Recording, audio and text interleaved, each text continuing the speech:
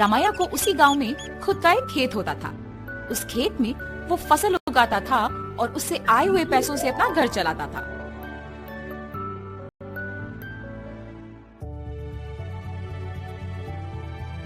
हमेशा की तरह इस साल भी फसल तो मैंने उगा दिया।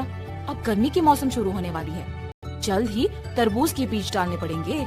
ऐसे सोचकर तरबूज के बीज लेके अपने खेत की ओर जाता है। अरे रे, मैं तो भूल ही गया कि इस साल गांव में पानी नहीं है। मुझे अपने खेती के लिए पानी कहीं से भी लाना होगा, वरना इस साल मैं अपना घर नहीं चला पाऊंगा। ऐसे अपने आप में सोचते हुए दुखी होता है। इतने में उसके पड़ोसी खेत का मालिक विश्वनाथ रामैया को देख उसके पास आता है। अरे रामैया, इतना क्या सोच रहे हो कि मेरा आना भी देखा नहीं तुमने?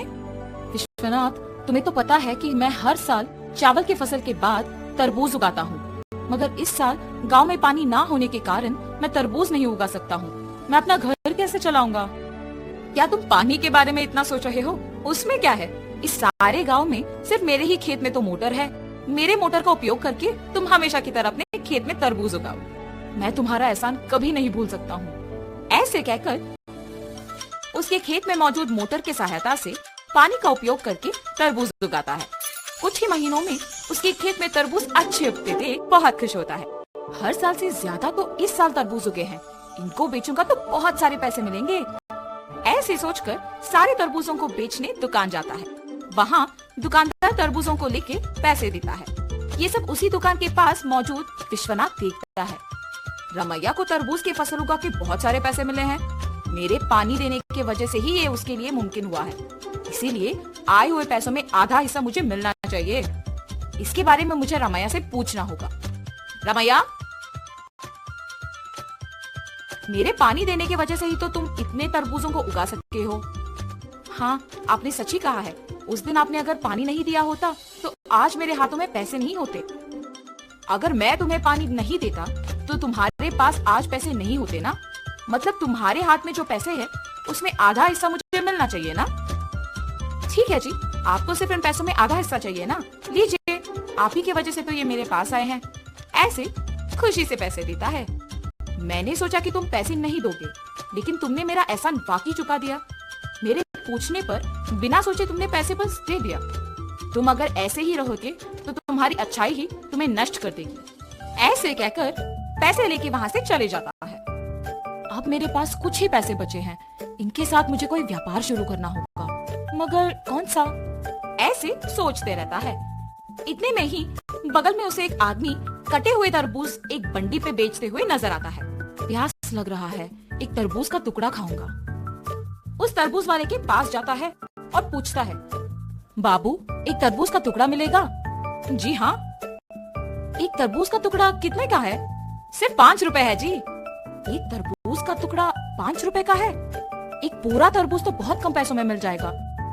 मैं मेरे पास के सारे पैसों से तरबूज खरीदूंगा और उन्हें ऐसे टुकड़े बना के बेचूंगा। ऐसे मुझे बहुत पैसे मिलेंगे। तुरंत उसको पैसे देके उसके पास के सारे तरबूज लेके जाता है। उन तरबूजों को एक बंडी के ऊपर रख के उन्हें अच्छे टुकड़ों में काट के बेचने लगता है। ऐसे उसका व्यापार बहुत अच्छा चलता है। हर रोज की तरह एक दिन वो जब तरबूज बेच रहा था, आप सबको पता है कि इस गांव में कुछ दिनों से चोरी हो रही है। जो भी इन चोरों को पकड़ के जमींदार जी के हवाले करेगा, उनको जमींदार जी अभिनंदन करके तोहफा देंगे। उस विज्ञापन को रामैया सुनता है। उस दिन दोपहर को 4 आदमी उसके पास आते हैं। बाबू, हमें 4 तरबूज के टुकड़े दो ना। बाबू, आपको इस गांव में मैं कभी नहीं देखा। गांव में नए आए हो क्या? हाँ जी। किसके घर में रह रहे हो बाबू? पास में जान पहचान के लोग हैं तो उन्हीं के घर में है। इतने में रामैया को सुबह का विज्ञापन याद आता है। वो लोग भी हिचकिचाते हुए उसको पैसे देके जल्दबाजी में वहाँ से निकल जाते हैं। मुझे इन लोगों को देख के लग रहा है कि यही वो चोर हो सकते हैं।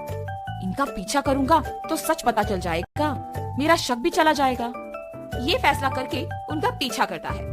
उन लोगों को एक घर में घुसते हुए देखता है। खिड़की में से उन लोगों को देखते रहता है। हम लोगों पे शक आए इससे पहले हमें जमींदार के घर में चोरी करके इस गांव से बाहर निकलना होगा। मेरे सोच के अनुसार ये लोग तो चोर ही निकले हैं। तुरंत मुझे ये जमींदार को बताना होगा, वरना आज जो चोरी होगा उसका कारण तो मैं ही बन जाऊंगा। तुरंत वो वहाँ से जमींदार के पास जाता है। जमींदार साहब, जमींदार साहब। अरे क्या हुआ रामैया, यहाँ आए हो?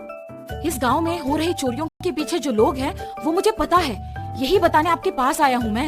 इतना ही नहीं, मैं उन्हें ये कहते हुए सुना कि वो आज आपके घर में चोरी करने वाले हैं, इसीलिए तुरंत आपके पास आया हूँ। ऐसे सब कुछ जमींदार को बताता है। क्या तुम्हें पता है कि वो लोग कहाँ हैं? जी साहब, पता है। सेवकों, तुम लोग अब रामैया के साथ जाके उन चोरों को पकड़ के मेरे पास लाओ। जी प्रभु। जमींदार के आज्ञा के अनुसार सेवक उन चोरों के घर जाके उनको पकड़ के जमींदार के पास लेके आते हैं। उन चोरों को पकड़ने के लिए गांव वालों के सामने रामैया का अभिनंदन किया जाता है और जमींदार उनके वचन के अनुसार उनके जायदाद में एक हिस्सा उसको देते हैं। तुम्हारे अच्छाई की वजह से ही तुम उनके जायदाद में एक हिस्सा पाए हो।